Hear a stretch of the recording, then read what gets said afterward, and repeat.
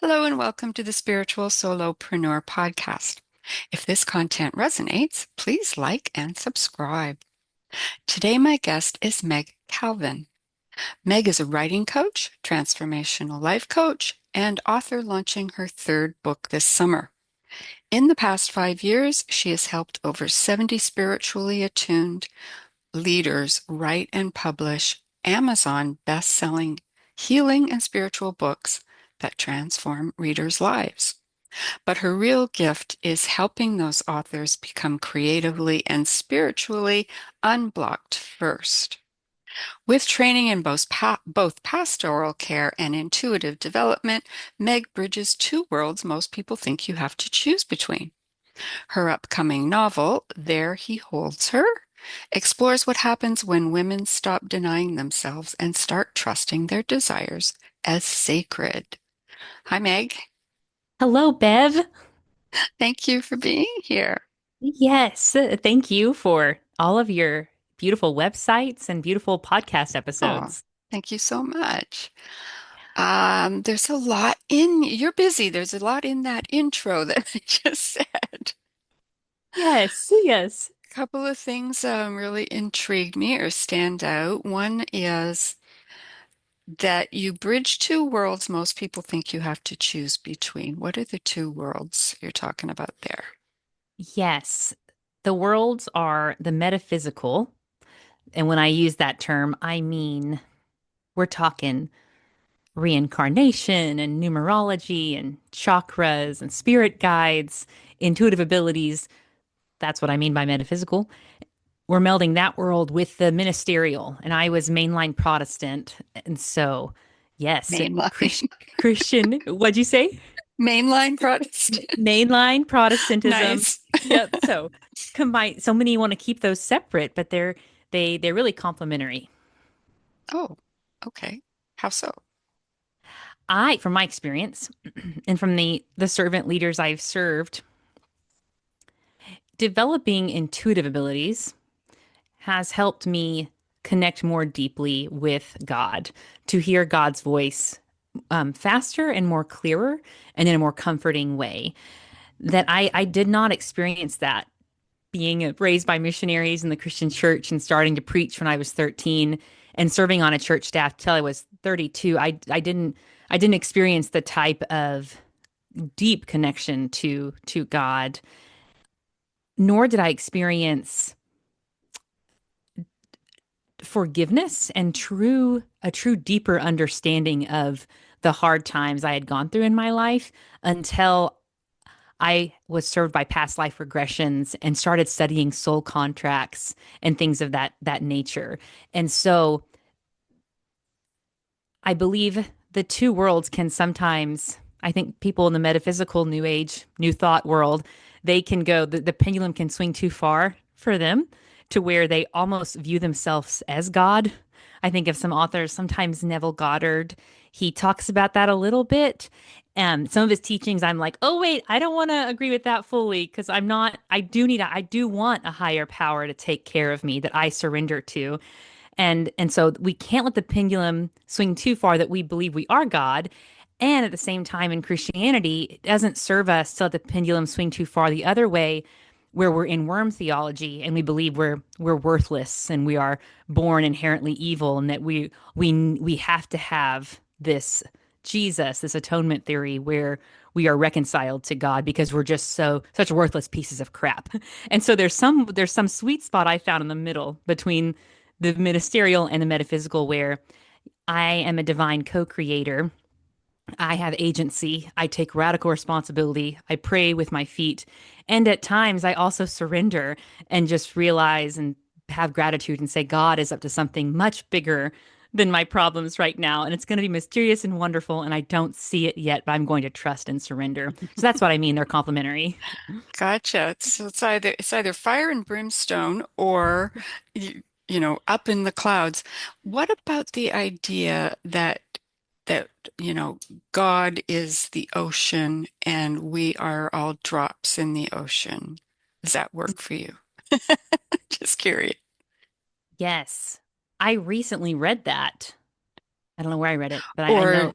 I've seen it as a pie. God's the pie, and we're the pieces of the pie. So I think so. It's we're not God, but made from, I suppose. Or Mm, yes. Yes. I can get on board with that. okay, 100%. okay, 100. Yes. cool. Totally. Yes. Um, the other thing is that you help authors unblock prior to ever picking up a pen or opening up their laptop. How does that work? Why is it so difficult for authors to get going? Yes. I have found there's four main types of writer's block. And as a word nerd, I have an acronym to remember those four main blocks. And it comes from the saying the muck and the mire of writer's block. And the acronym is MIRE, MIRE. And it would be really helpful if I could remember what those letters mean. So I'm going to start with the I because the M has left me, but I trust it'll come back. So the I is an identity block. So at some point in their life, in order to survive the relationship they were in,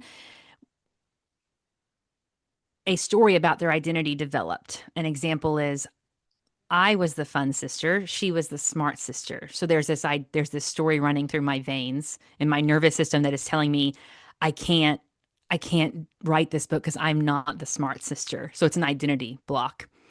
And then the R in Meyer is a rejection block. This is the this is probably the I see this one the most regularly, most common. And I the rejection block is what the writer is feeling called to say, whether it's nonfiction or fiction or memoir.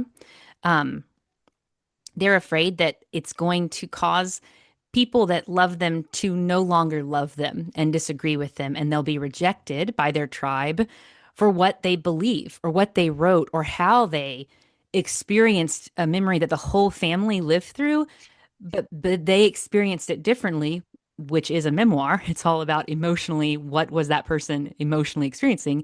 Because they experienced it differently, they're afraid they'll be rejected. So it's that fear of rejection and that keeps them from writing what the book has chosen them to write. And then the E of Meyer is an emotional block. And that is where, as we know about the brain, when we remember a hard time, our body feels exactly the same as when we lived through that hard time. The body doesn't know the difference between the memory, the traumatic memory, whether it's little t or big T or upside down T trauma, whatever it was. Our body feels the same remembering it as we did living it. And so that can be really hard to sit down and relive that moment that the book wants us to put in the book. So that's an emotional block. And for goodness sake, the M of Meyer. Let me look What this is up. it? Yeah, it's going to be totally worth the wait. I know it, and it's so Absolutely. Let's right. see. Mary, um, magnanimous, magnified, Magnified. grasping at M words. Yes. It's a type of block. So the This is so fun. I did find the document. Emotional identity. I love how they're not in order. Ah, here it is. A mindfulness block. okay. Yep. Stillness. Yes. And so, what this is suggesting is, as a writer or any artist, any creative, if we rush through our day without pausing to notice the world around us, the scent of coffee, the warmth of the sunlight on our skin, the emotions behind a stranger's smile, if I'm not present during my day, I struggle to summon creativity when it's time to write. And so inspiration requires presence. And if I'm not mindful throughout my day, I can't expect to just show up to my keyboard and all of a sudden, okay, inspire me when I haven't been being mindful all day. So that can also, so you're right, stillness is can be a big block. And I have some tricks that I do with authors that really struggle to sit still that always seem to help. Awesome. Well, we'll get to those in a sec. Okay. So we've talked about mainline Protestantism. You've been preaching since a child, essentially, and now working with authors. Take me through the path there. How did that come about? Yes. Yeah. I'm reminded Are you of how channeling? no, just Oh, pausing to think. okay. Just pretending to be an introvert and pausing to think for a moment. Yes, yes. And yes, so before I became 6, my family had experienced lots of trauma. And when I was 6, my mom's secretary at her church invited me to sing in her gospel choir at her church. And my mom said that would be fine if I go. And she braided my hair. And I was all excited to sing with this choir. And while I was singing, I felt the palpable presence of God. I could still see the sunlight shining through the stained glass and the dust particles. And while singing and hearing the harmony and moving and swaying with the choir, I knew everything was going to be okay and that there was a God. And not only did God exist, but God loved me and God was going to take care of my family. And God obviously did that. And what developed in me was this obsession with church. I wanted that feeling of love and affirmation that in that season of my family, I wasn't getting at home. So I became, yeah, in love with everything church related. And my missionary grandparents picked up on that, of course. I began preaching at 13, as I said, and they would carry me around to conferences and churches and mission trips. And I was this ecclesial show pony. I would preach and I would sing and I would get applauded. And to my young, underdeveloped brain, that I equated love with applause. I began the story that ran through my veins was I'm only lovable. I'm only worthy of love if I am preaching and singing. So I stayed on at church, went to seminary. My favorite part of seminary was studying curriculum writing and pastoral care, and then had a wonderful career. So thankful for what God did in my ministry and what did through me. And when I was 28, my grandmother took me to this somatic Enneagram retreat. And on this retreat, the facilitator asked me if I helped me first get to this story that I had been running my whole life from a place of approval and impressing and appeasing. And I didn't know who I was outside of my talents in the church. And so after I cried and cried and cried and cried and just moved all that energy of everything that I had experienced in life, the facilitator asked, Meg, if what is something you could do all day, every day, and if no one was to see you do it, if no one never knew that you did it and wasn't there to applaud you, what would that thing be? What would bring you pleasure if no one ever knew about it? And I knew this deep inner part of me knew that it was writing. And so the next 2 years, I wrote my first book. And what began to happen is other people started coming to me and they would whisper, kind of with shame, that they had a book idea. And everyone that God was bringing to me was like me. They were overly religious, they were deeply compassionate. Their books were very helpful and healing, but their books were blocked inside of them because of their religious indoctrination. They were so afraid of could I monetize this? Is marketing slimy? Is wanting to monetize it? Does that make me greedy? Can I trust my desire to write as safe? Um, those sorts of blocks. And so I began my second book in 20, it got picked up in 2019 and then in 2020 I launched my business to help people write their healing and helpful books. And yeah, that was 5 years ago. I went full time a year and a half later. So I've been doing this full time since 21, and brought a team. There's 7 of us now on my team, and we take care of everything authors need to write, market, and sell on Amazon and paperback, Kindle, and audiobook.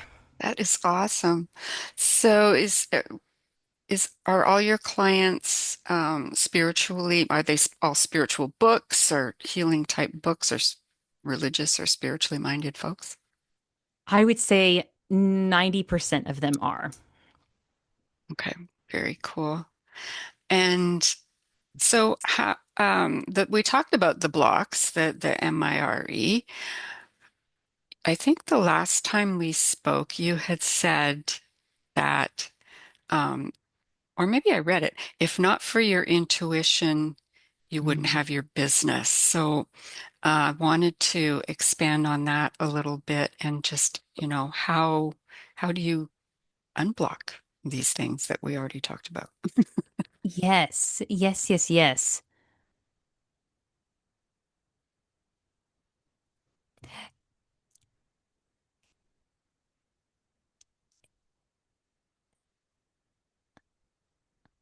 So, depending on which block of the four it is, there's obviously a different remedy for that block. And so we'll go in order. I'll give do you want to hear one tip per each of the types of blocks? Just the tools that you're using, the intuitive tools that you're using Okay. to Oh, help them. yes. Yeah. Okay. Okay. So, clair audience and claircognizance are my strongest and abilities. And so I will hear a question drop in, and usually on the top of my head, you know how they say download hits, and it will be ask this question, ask who that person is holding the stand-up bass, or ask who is sitting next to them in the cafeteria when they were an eighth grader in this vignette. And so I will receive a question or a deep clairaudience or a deep inner knowing of what's actually going on. And then if I'm doing my job right, I of course ask questions to the author I'm serving to help open them up to that possibility and to to um to mirror back to them what I am sensing while being open to being wrong. And sometimes like I myself with my own coach, I will say, no, that's not it at all. And then a week later, like, oh my goodness, she was right. That is a block for me. Sometimes we just turn on the faucet on the Zoom call, and then the water will run. And 4 days later, I'll be like, oh yes, that's exactly. Um, It kicks yeah, in. it kicks in. Yes, yes. So, what'll come from that, if I have received an intuitive hit of what's actually going on here, and I've spoken it to them, being comfortable with being wrong, and I usually say, I'm open to being wrong. Um, if they do agree, yes, that has an energy pocket for me. That is a big block. And so then that will lead to either a somatic exercise together, a journaling exercise together. I have been known to recommend like Dolly Parton's documentary on Netflix is a great case study on divine feminine energy. I might Ah, recommend a book or a documentary. Um, there might be a field trip I suggest they take, depending on what kind of block that it is after I've received the nudge of what's really what God is calling me to mirror back to them as a block. that is so awesome. So most of your clients haven't written a word yet, or what if they have a manuscript? Yes, so I have about 15 different packages, and so to meet all their needs, because some just want Audible, some just want all the things. Right. So yes, one of the packages is Meg. All I have is an idea on a napkin, and so that is a package where I will create a template for them. We create the outline together. They're writing it each week on the Google and. We have I call it the Google greenhouse. We're writing inside our Google folder, and I'm making comments and dancing with them. And even in the editing process, um, my intuition will tell me pull this scene. We need more here, or we need less here, and this just I don't know why this just keeps falling on my head to say, um, it's very fascinating to me. Okay, I'm just yes, this I'll just say it. It's very fascinating to me when this happens. An author will write a memoir which again is not an autobiography. um, it doesn't need to be factual. It matters most that we don't need to know what school you went to in high school. We just need to know emotionally what was your experience at that high school. How did that affect your character arc as the protagonist?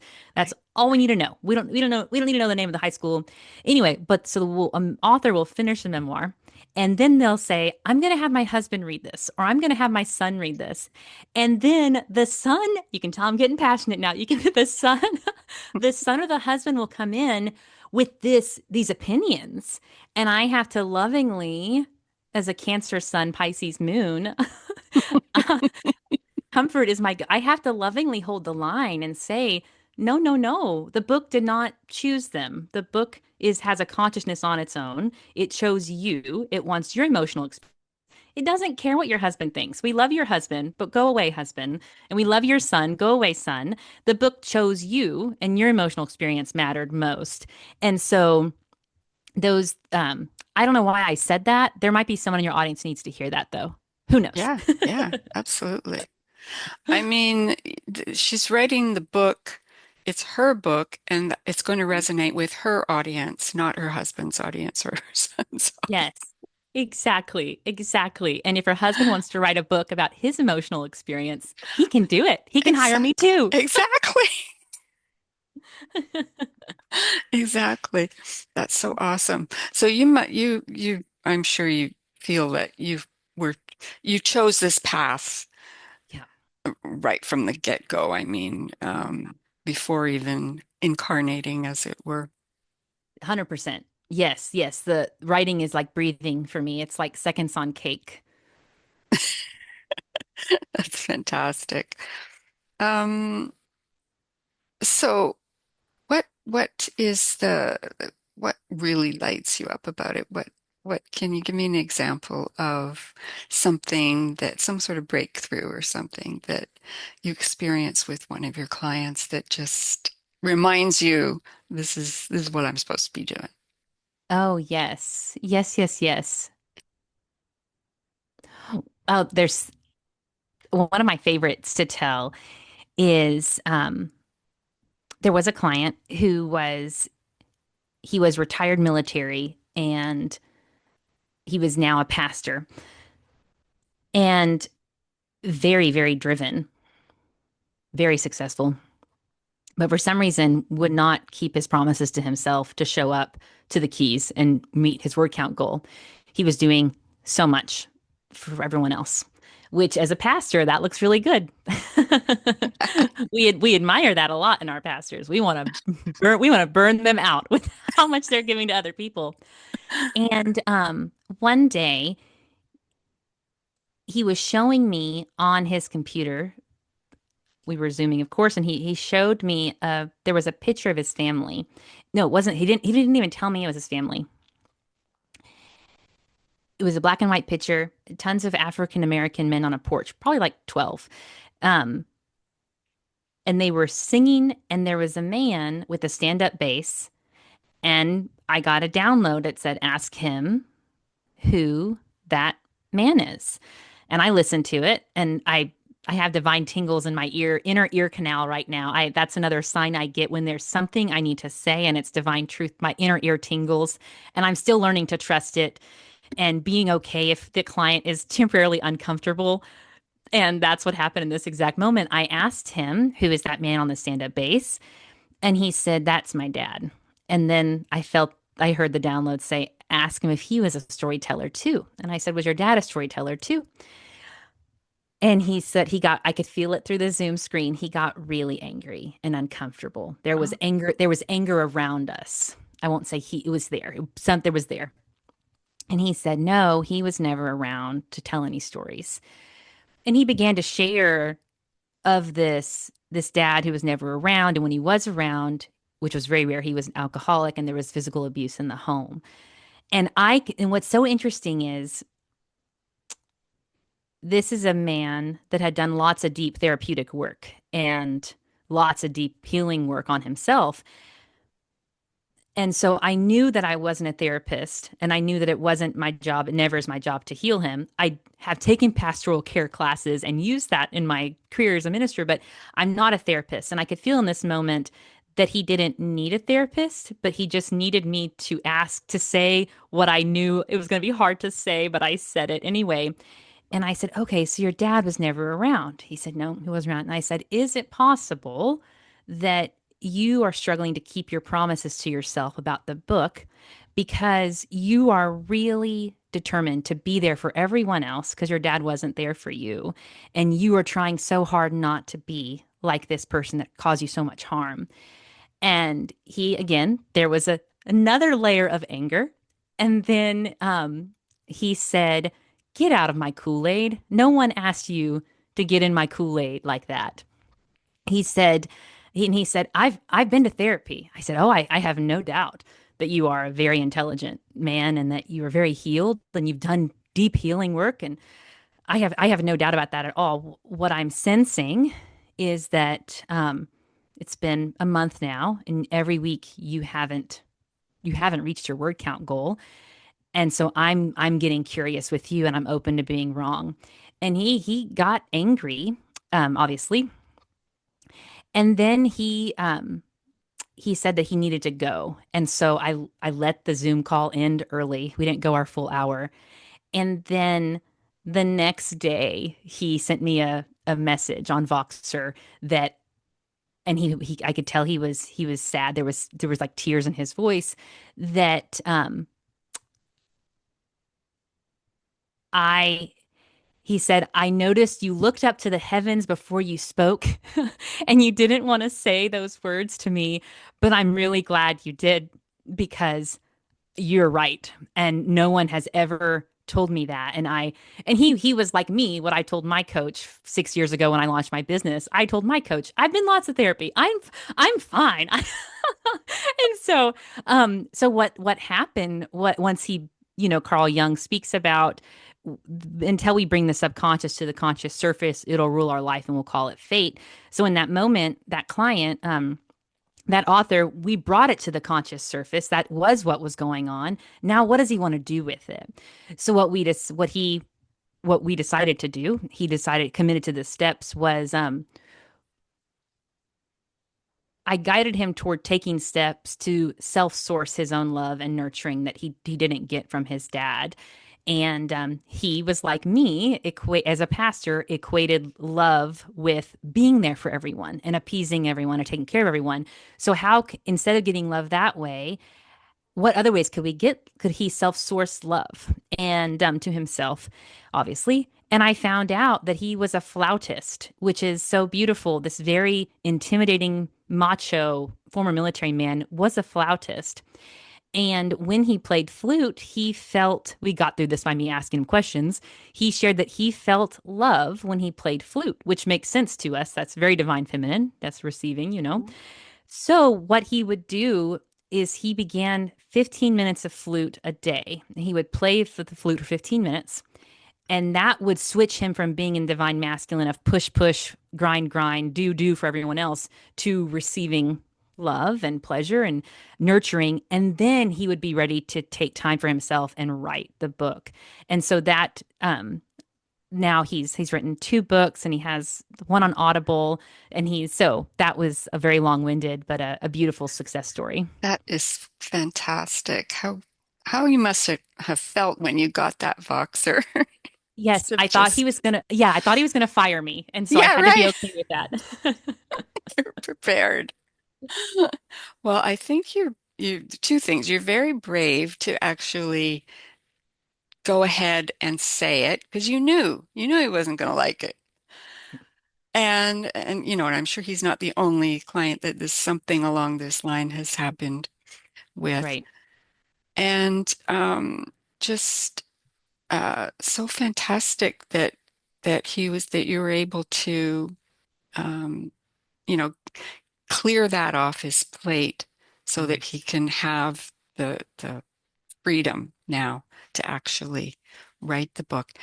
I've had what's fascinating to me, I've had a couple of guests on this show who help writers as well, but you guys all have a different approach entirely, and it's fascinating. Like one lady helps with the actual writing, like getting the message out on paper, kind of a thing. And they all use intuitive abilities, all of you. Mhm. And another one helps more so with the editing process, shaping the author's persona within the book kind of thing, the editing. And then you're kind of, before any of that happens, you help them sort of clear the slate so that they can begin. I think it's kind of an interesting trio Yes, of, yes. And then of I do, skills. yes. And then I do the other two things they do as well. Exactly. Yep. Plus, with the publications and working with Amazon and all of Yes. that stuff, which can be very intimidating, Yes. I'm Yes. sure. And it is, there have been times I have shared with the author, we can have two different books here. You could write this while still being blocked in this one issue, and it would be a very different book. Or we can do the deep healing work around this. I've always said with memoirs, there's two different types of memoirs. There's the one you write before you have forgiven them, and the one you write after you've forgiven them. And I'm open to either one, is what I'll tell the client. And then they get to choose what kind of book do they want to write. Exactly. What do you think about AI in writing? Do you use it or do your clients use it? Yes, AI. Wow. I think that from my experience, bureaucratic writing is dead, and it is a good thing. It's very efficient that I can talk an email into being now and then I can tell Claude, um, make this email sound more diplomatic or more persuasive, or make these tips I'm giving a client who's 86. She's not a digital native. Take my tips or my steps to do and make it easy to understand for someone that's not a digital native. So the bureaucratic writing is awesome. It's great that that's dead and AI can do that. Um, Creative writing is not dead, and I always love to quote the civil activist and author James Baldwin, who says something is beautiful that I'm going to butcher, but it's like our world will always need the poets and our world will always need the artists because they're the only ones that truly understand us. They understand us more than the popes, more than the politicians. We have to have our artists, our poets. And so from my use of Claude, it is really helpful as an editing tool. But for those of us that writing is like seconds on cake, we'll never give it up. And the world needs the stories that are being downloaded to us. We feel all the most artists feel everything. The tortured artist, I think, comes from that. And from, I think it's on purpose that we feel everything. We feel the sadness, we feel the pain because we're meant to do something with it with our art and to help other people. And we can't give that to AI. We're better than AI in that sense. And so creative writing for those of us like me, that it's like seconds on cake, we'll never give it up. I think large language models like Claude and ChatGPT, they can help with the editing process, but um, so I don't. I think it's a. You Did can't any of that? replace the creative part. Mm-hmm. Yes, 100%. Are books being written just with AI? Yes. In my experience, they don't. They don't have the blood. They Exactly. don't, and so that's what our world needs. I think we're going to get um, more lonely in the years ahead, potentially more isolated. So more than ever, we're going to need the artists and the poets to really just keep shining in service to others. Exactly. Hmm. Do you have a message or advice for an upcoming writer or somebody who's a little bit stuck, not able to get their book going or their story out? Yeah, I would say to the person hearing this that is feeling that to rewind this episode and listen to when Bev and I were talking about the four types of blocks And check which one is your strongest. Is it a mindfulness block? Is an identity block? Is it a rejection block, or is it an emotional block? And get clear on what your block is. And then you could email me and I'll help you through it. Yeah, exactly. Fantastic. So do you work just one-on-one, or do you have any classes or Yes. workshops, stuff like that?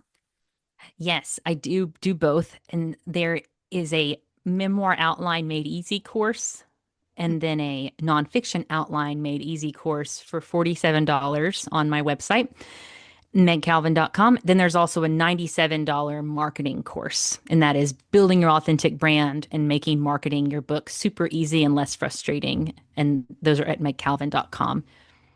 Beautiful. And is your email the best way to get in touch with you? Yes, yes. Meg at megcalvin.com, or Um, is it info? let's do yes. No, no, you are right. That is one. And I need to check that one more. Um, I would say I I really value holding exploration calls, and they're sacred, but they're complimentary. I know some coaches charge to have an hour with them to explore, and I that doesn't feel in alignment for me. I really want to, even if an author doesn't feel like a partnership is in the stars for us, I love to help them get resources, clarity, and confidence. So if you go to megcalvin.com/coaching, you can see my calendar and just you can grab an hour with me and we'll get you the direction that you need, even if that is not with me and my team. Oh, beautiful. That's perfect. We'll get all that information in the description box. And Meg, I want to thank you so much for being here. I love your story and I love what you do, helping people get their story out there. I mean, what's more important than people telling their stories, right? Oh, it's so true. I always say what heals us is not meant to be what heals us and makes us whole is not meant to be hoarded. There you go. That's Yep. good. I like Hmm. that. Yes. Awesome. Well, thank you so much, and we'll talk to you again soon, I hope, right? Yes, 100%. Yes. Okay. Thank you. Thank you for welcoming the authors I serve also on your show. They're so excited. Oh, good. That's awesome. Well, thanks again. And my name is Bev Young, and I help spiritually minded and heart-centered entrepreneurs get maximum credibility and visibility online with websites they love and that work. See you next time. Bye.